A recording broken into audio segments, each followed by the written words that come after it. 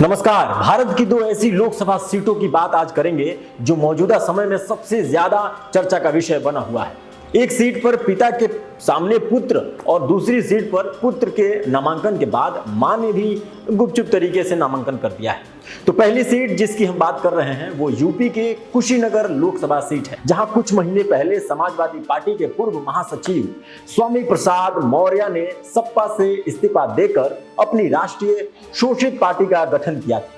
अपनी पार्टी के सिंबल पर कुशीनगर में चुनाव लड़ रहे स्वामी प्रसाद मौर्य के सामने उनके बेटे उत्कृष्ट मौर्य ने भी निर्दलीय नामांकन भर दिया। वहीं स्वामी प्रसाद मौर्य की गिनती यूपी में बड़े कद्दावर नेताओं में की जाती है। स्वामी अपने बेटे को काफी समय से राजनीति में स्थापित करना चाहते थे। वह अपने बेटे को 2 बार उच्चाहार विधानसभा से चुनाव लड़ने में सफल तो रहे, लेकिन परिणाम में सफल नहीं हो पाए, हार गए थे। लेकिन कुछ राजनीतिक जानकारों का कहना है कि मौर्य के बेटे रणनीति के तहत पर्चा भरा है। अगर किसी कारण स्वामी प्रसाद मौर्य का पर्चा खारिज हो जाता है तो वो अपने बेटे के जरिए चुनाव मैदान में होंगे।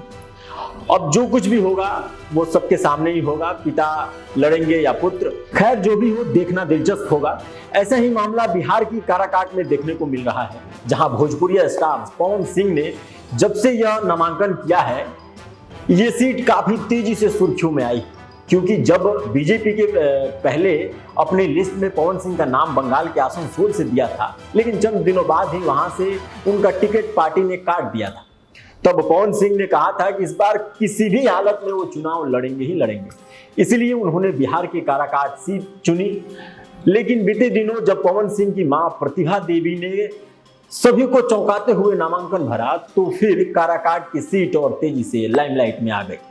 इस पूरे मामले में कुछ जानकारों का मानना है कि पवन सिंह ने अपनी मां का नामांकन इसलिए कराया है कि अगर विषम परिस्थितियों में उनका नामांकन रद्द भी हो जाता है तो मां के नाम पर वे चुनाव में बने रहेंगे।